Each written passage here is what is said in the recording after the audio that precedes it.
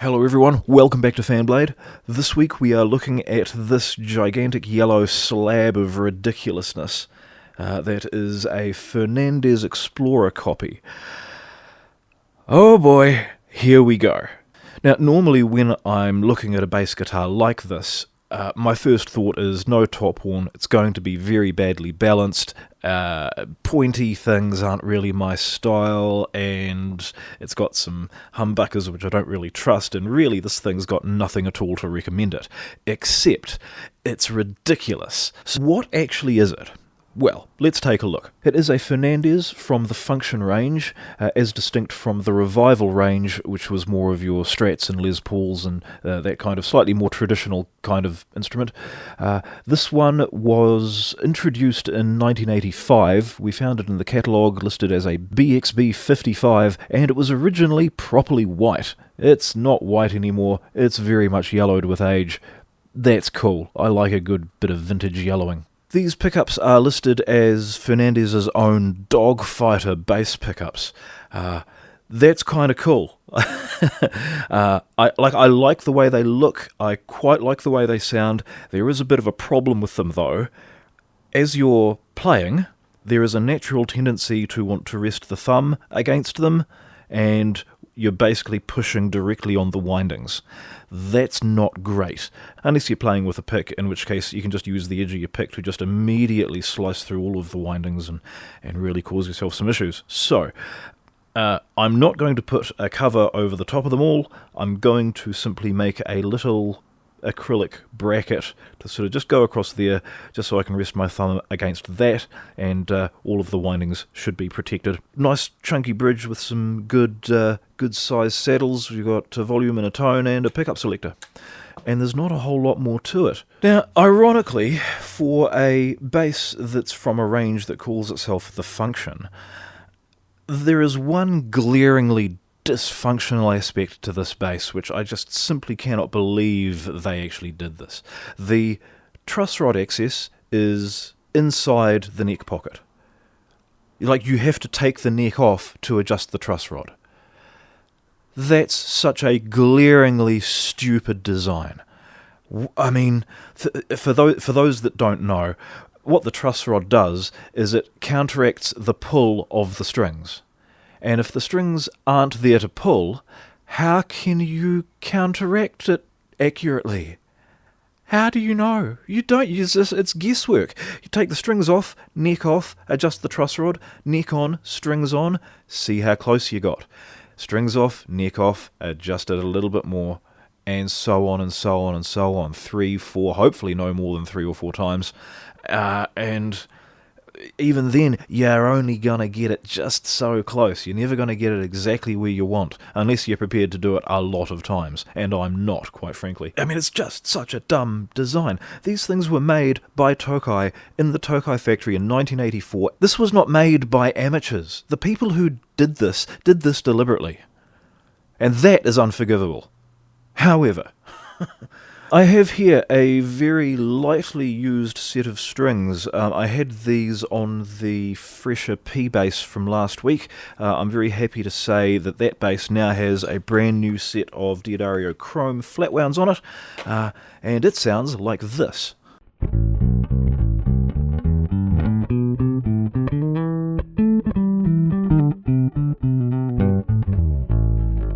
Smooth. So, here we go. I've got to take these strings off, put the new ones on, see what the neck's actually doing. Strings off, neck off, adjust the truss rod, blah, blah, blah, blah, blah. Once I've got that set, then I can look at a couple of guards for the pickups, and then I don't think it's going to need too much more than that. It's actually in remarkable condition, so may as well get on with it. It's going to take a long time.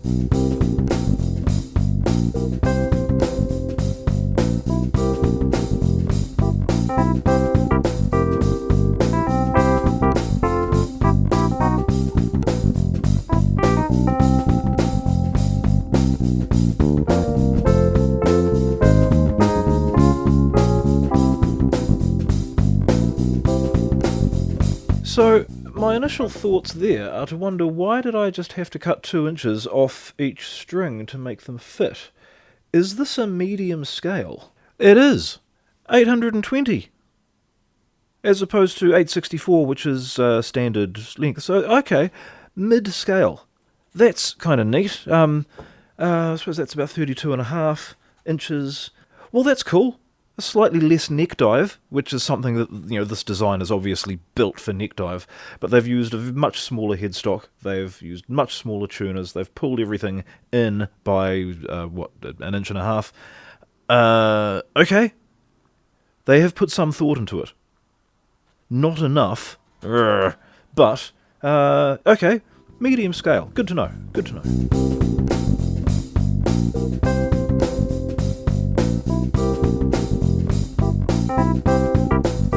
So those strings are up to pitch and we've got proper banana neck happening, which is somewhat apt for this body colour, but yeah, that's unplayable. Okay, now I'm going to have to take the strings off again, adjust the truss rod, put them back on. I mean, this is just going to be tedious and annoying, but it's got to be done, so here we go.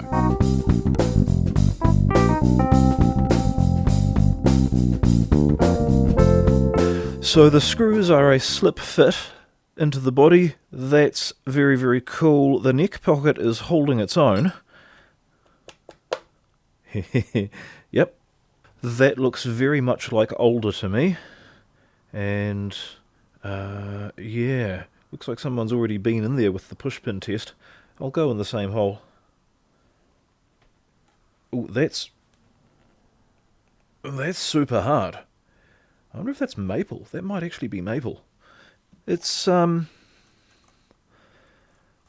It's just about heavy enough. I'm just about tempted to say that might be maple.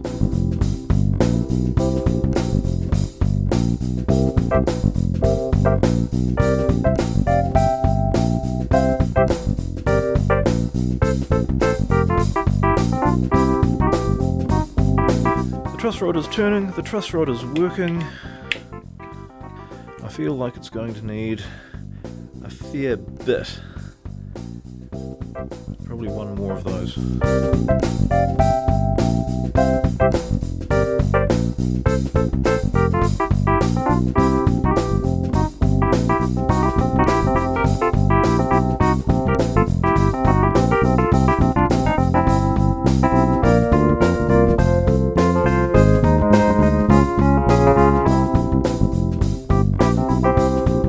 And that's not even close to being enough. It probably needs another half a turn, so let's do that.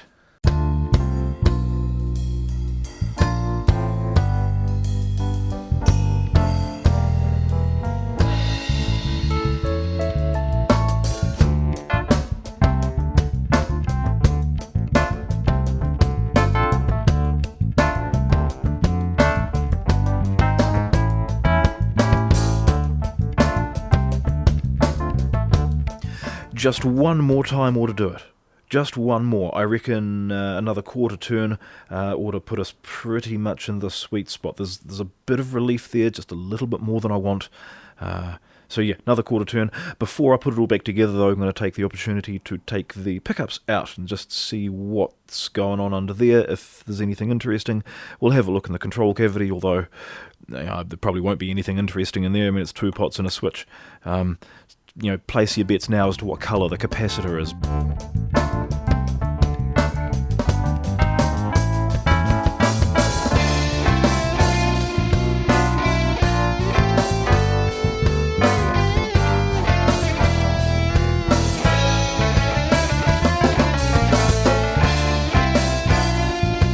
Okay. So there's been a bit of masking tape across there. In fact, there's still a little bit of it remaining. 375950. There's a B stamped there. I wonder if that's meant to be in the bridge. The other one also says B. Wait, what did the brochure say again? Okay, so the brochure said Dogfighter pickups code DFB. So I'm guessing these are actually both the same. B would mean bass, and I would presume there is a G for the guitar, but I haven't looked that far into the catalogue. That one's got a white stripe on it. That one doesn't. So I'm guessing that's how they're differentiating. There's a lot of weight to him. There's a lot of weight in there. That's not bad.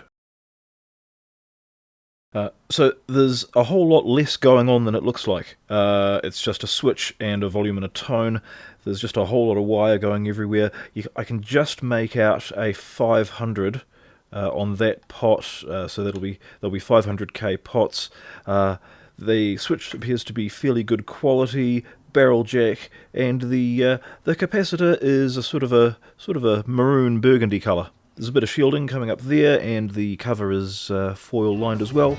These are all good things.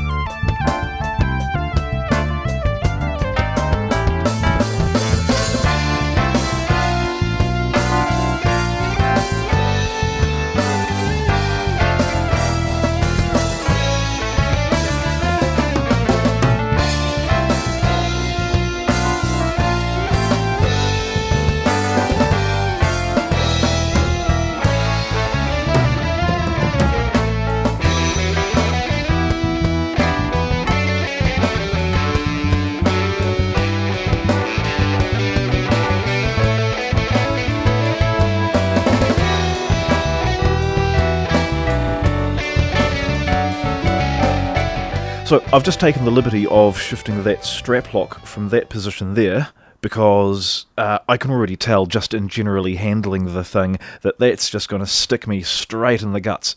No one needs that. Also, I use the Shaler strap lock systems, which have an extra sticky-arty bit, which is no fun if it's wearing a hole in your shirt while you're playing. So, how does this thing go? Does it balance? Ooh, it feels... it balances. Oh my goodness. Oh, wow, okay. I wasn't expecting that. I should say as well, under garage recording conditions, you are hearing this bass coming basically through this mic from that amp over there. Little PV micro bass. But it works for what's in here. So, does this work though?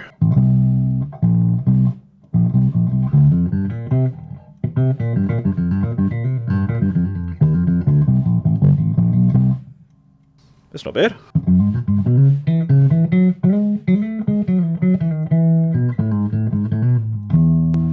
What is that? That's both pickups.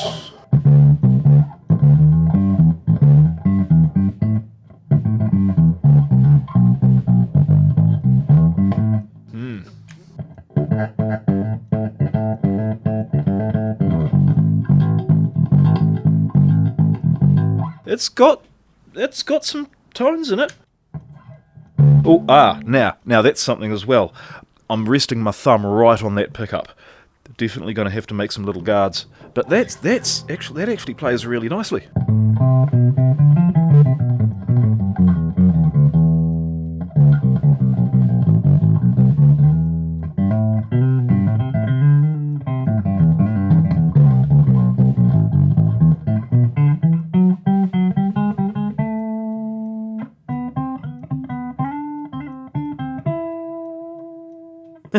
It's hard to get vibrato up that high. Right, we have a player. Great. Just going to make some little guards across there, and she's a runner. Right.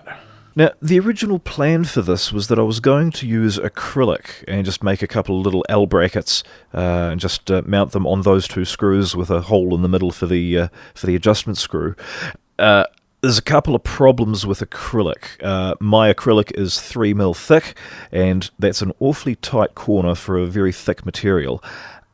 Sort of gets a little bit awkward to try and bend that. Also, these holes are very, very close to the edge, and if I'm pushing on it with my thumb, I reckon those are just going to crack and break, and that'll be the end of that.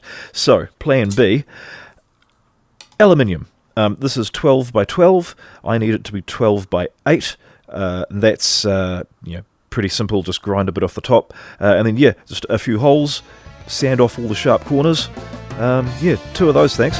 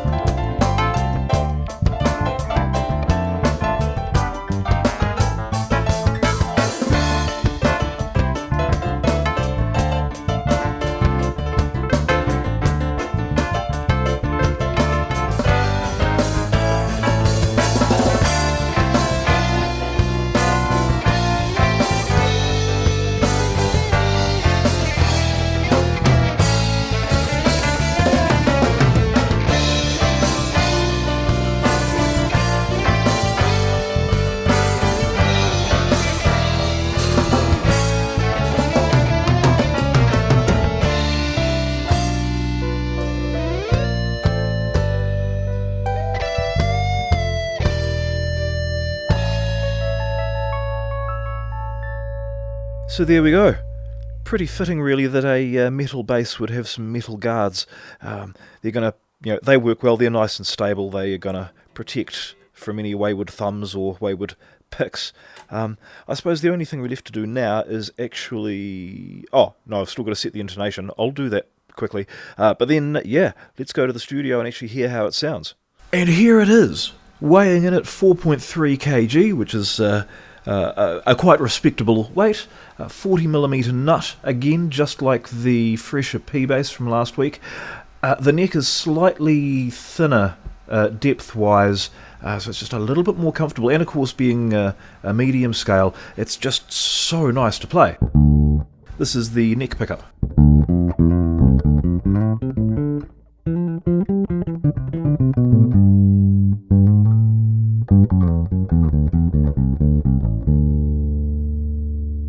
Isn't that lovely? It's not at all what you'd expect from a bass that looks like this. The bridge pickup, however, this is where these pickups get their name, the Dogfighter.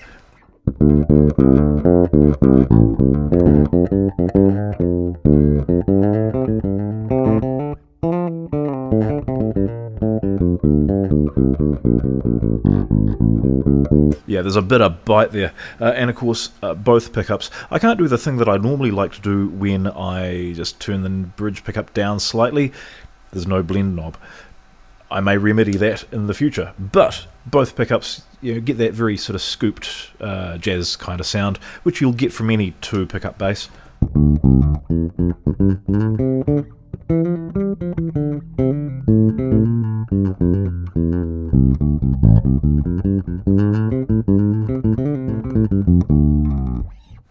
Like, it's great. It's actually, it's very comfortable to play. It balances perfectly. It's really comfortable to play. It sounds good. What's not to recommend it? Other than the fact that it, I don't own nearly enough spandex to justify owning this thing. There's no getting away from the fact that this instrument really is designed to be played in sort of heavier bands and with a much heavier style of music. I mean, that's why the pickups are so hot. They are putting out more power than you would get from some active basses. And I've had to turn the preamp way down low just so I could get a clean sound out of the thing. It's ridiculous. It's also probably better to play it with a pick. It's also probably better to play it in a metal band. I don't have any metal chops. Let's be honest, I'm just not a metal guy. However, if I reach back into my distant past, there's a fair amount of punk in there. Yeah, let's do this.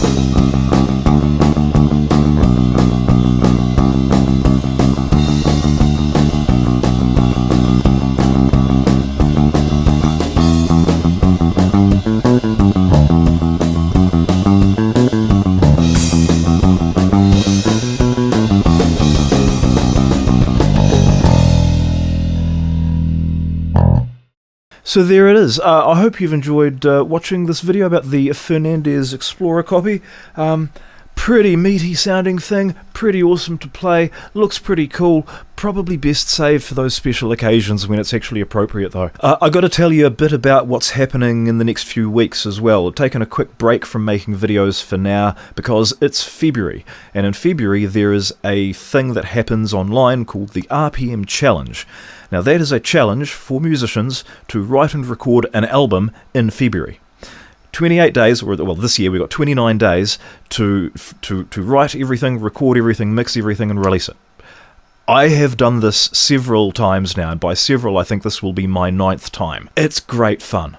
It really is great fun. I should add as well, it's a challenge, not a competition. There are no rules, there are no prizes. Whatever you want to make, if you want to make a spoken word album, go for it. If you want to make an experimental avant-garde album, go for it. If you've never written a song on a saxophone, find one, buy one, make one.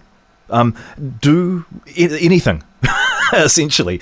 Make an album in February because you can and because it's fun. There is a link in the description to the rpmchallenge.com. You can sign up there and join in with a huge community of people who do this every year. You know, nut jobs like me. So that's what's happening for the next few weeks, and then of course I will be back because there's plenty more to bring you, sort of bass and woodwork and whatever else wise, and hopefully I'll have some fresh tunes to play you as well. So until then, thank you very much for watching, thank you very much for subscribing, and I'll see you in a bit. Thanks.